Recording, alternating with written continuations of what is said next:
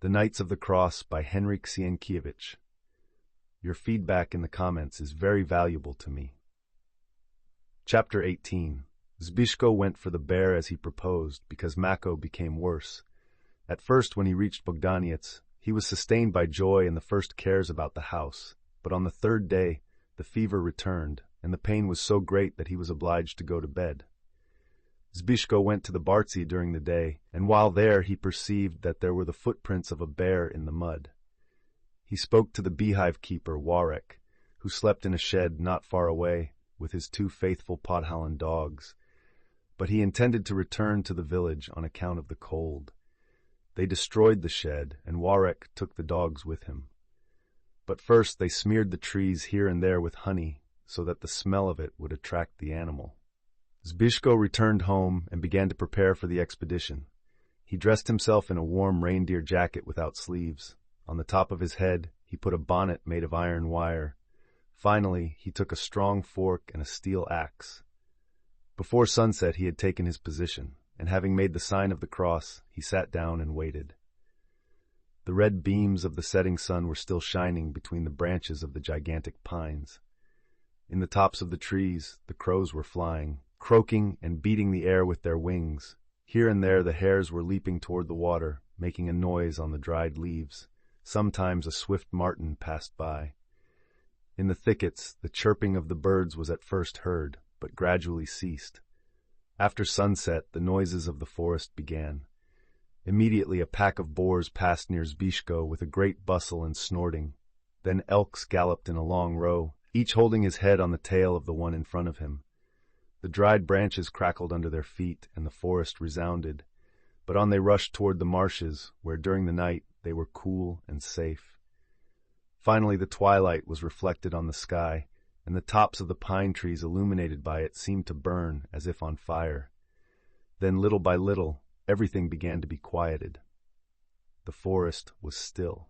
Dusk was rising from earth toward the gleaming twilight, which began finally to grow fainter, then gloomy, blacker, and then was quenched. Now, everything will be quiet until the wolves begin to howl, thought Zbyszko.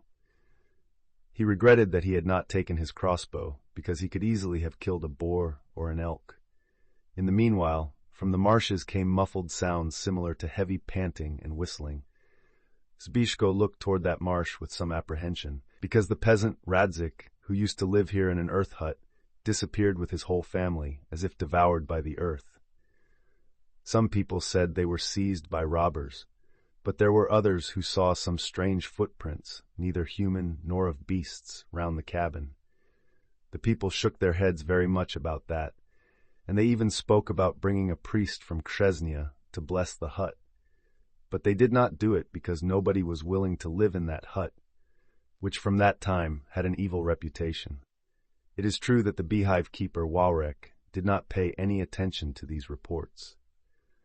Zbyszko, being armed with the fork and axe, was not afraid of the wild beasts, but he thought with some uneasiness about the evil forces, and he was glad when that noise stopped. The last reverberation ceased, and there was complete silence. The wind stopped blowing, and there was not even the usual whispering in the tops of the pine trees. From time to time, a pine cone fell, making quite a noise amidst the deep silence, but in general everything was so quiet that Zbyszko heard his own respirations. Thus he sat quietly for a long time, thinking first about the bear and then about Danusia. He recollected how he seized her in his arms when bidding the princess farewell, and how she cried. He remembered her fair head and bright face, her wreaths of bachelor buttons, her singing, her red shoes with long tips, and finally everything that happened from the moment he first saw her. Such a longing to see her filled his heart that he forgot that he was in the forest waiting for the bear. Instead of that, he began to talk to himself. I will go to see you, because I cannot live without you. He felt that he must go to Mazovsha, that if he remained in Bogdaniec, he would become good for nothing. He recollected Durand and his strange opposition. Then he thought that it was even more necessary he should go, and learn what that obstacle was, and if a challenge to combat could not remove it. Finally, it seemed to him that Danusia stretched her bands toward him and cried, "Come, Zbyszko, come!" How could he refuse? He was not sleeping, but he saw her as distinctly as in a dream. There she was, riding beside the princess, thrumming on her little lute, humming and thinking of him, thinking that she would soon see him, and perhaps looking back. Herod Zbyszko aroused himself and listened, because he heard a rustling behind him. Then he grasped the fork in his hand more tightly, stretched his neck, and listened again. The rustling approached, and then it became very distinct. Under some careful foot, the dried branches were crackling, the fallen leaves were rustling. Something was coming. From time to time the rustling ceased, as if the beast halted beneath the trees. Then there was such quietude that Zbyszko's ears began to ring. Then again slow, careful steps were heard. That approach was so cautious that Zbyszko was surprised. "I am sure the old must be afraid of the dogs which were here in the shed," said he to himself, "but it may be a wolf that has scented me." Now the footsteps were no longer heard. Zbyszko, however, was sure that something had stopped 20 or 30 feet behind him. He turned around once or twice, but although he could see the trunks of the trees quite well, he could not perceive anything else. He was obliged to wait. He waited so long that he was surprised a second time. A bear would not come here to stop under the barshy, and a wolf would not wait until morning. Suddenly a shiver ran through his body as he thought, "Suppose it is something dreadful that comes from the marshes and is trying to surprise me from the rear. Suppose the slippery arms of a drowned man seize me, or the green eyes of a ghost look into my face. Suppose a blue head on spider's legs comes out from behind the tree and begins to laugh." He felt his hair begin to rise under his iron bonnet. But after a while, a rustling sounded in front of him, more distinct this time than formerly. Zbyszko breathed more freely. He thought that the same wonder had gone around him and now approached from the front, but he preferred that. He seized his fork firmly, arose quietly, and waited. Now he noticed over his head the rustling of the pine trees, and he felt the wind blow in his face, coming from the marsh, and he smelt the bear. There was not the slightest doubt that a Mies was coming. Zbyszko was afraid no longer, and having bent his head, he strained to the utmost his hearing and his sight. Heavy, distinct steps were coming. The smell grew stronger. Soon the snore and groaning were heard. "I hope there are not two of them," thought Zbyszko. But at that moment he perceived in front of him the large, dark form of the animal, which was walking in the same direction from which the wind was blowing, and could not get the scent of him. Its attention was also attracted by the smell of the honey on the trees. "Come, uncle," exclaimed Zbyszko, coming out from beneath the pine tree. The bear roared shortly, as if frightened by an unexpected apparition, but he was too near to seek safety in flight. Therefore, in a moment he reared and separated his forelegs, as if for a hug. This was exactly what Zbyszko was waiting for. He gathered himself together, jumped like lightning, and with all the strength of his powerful arms and of his weight, he drove the fork into the animal's chest. The whole forest resounded now with the fearful roaring. The bear seized the fork with his paws and tried to pull it out, but the incisions made by the points were too deep. Therefore, feeling the pain, he roared still more fearfully.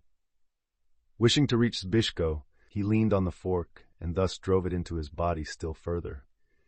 Zbyszko, not knowing that the points had entered so deeply, held on to the handle. The man and the animal began to struggle. The forest again resounded with the roaring, in which wrath and despair were mingled. Zbyszko could not use his axe until after he could drive the sharpened end of the fork into the ground. The bear, having seized the handle, was shaking it as well as Zbyszko, and notwithstanding the pain caused by every movement of the points embedded in his breast, he would not let it be under-propped. In this way the terrible struggle continued, and Zbyszko finally felt that his strength would soon be exhausted. If he fell, then he would be lost. Therefore, he gathered all his strength, strained his arms to the utmost, set his feet firmly, and bent his back like a bow, so as not to be thrown backward, and in his enthusiasm he repeated through set teeth, "You or I will die." Such anger filled him that he really preferred at that moment to die, rather than to let the beast go. Finally his foot caught in the root of a tree. He tottered and would have fallen, if at that moment a dark figure had not appeared before him, and another fork underpropped the beast, and in the meanwhile a voice shouted near his ear, "Use your axe!" Zbyszko, being excited by the fight, did not wonder even for a moment from whence came the unexpected help, but he seized the axe and cut with all his might. The fork cracked, broken by the weight and by the last convulsion of the beast as it fell. There was a long silence, broken only by Zbyszko's loud respirations. But after a while, he lifted his head, looked at the form standing beside him, and was afraid, thinking that it might not be a man.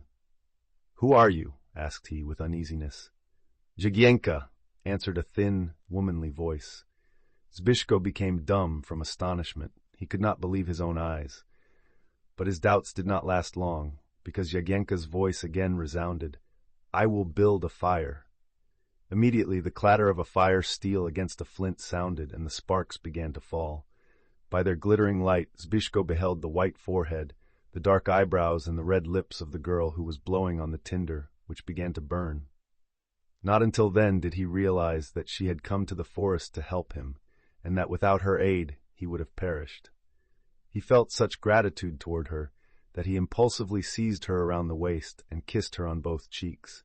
The tinder and the steel fell to the ground.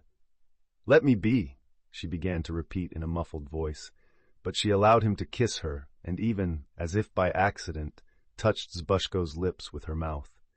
He released her and said, "May God reward you. I do not know what would have happened without your help." Then Jagiełło, while searching for the tinder and fire steel, began to excuse herself. "I was worried about you, because Bezduk also went with a fork and an axe, but the bear tore him to pieces. If you met with such a misfortune, Mako would be very desolate, and he hardly breathes now. So I took a fork and came. Then it was you whom I heard there behind the pines?" "Yes, and I thought it was an evil spirit. I was very much frightened because it is dangerous to be without fire here around the Radzikowski marshes." "Then why did you not speak to me?" "Because I was afraid you would send me away." Having said this, she again began to strike sparks from the steel, and put on the tinder a bundle of hemp which began to burn.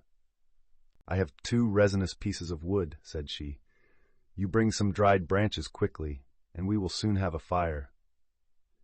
In fact, after a while a bright fire was burning, and lighted the enormous brown body of the bear which was lying in a pool of blood. "Hey, a dreadful beast," said Zbyszko boastfully. "You split his head entirely open. Oh, Jesus!" Then she leaned over and felt of the bear's body, to ascertain whether the beast was fat. Then she arose with a bright face and said, "There will be plenty of grease for 2 years.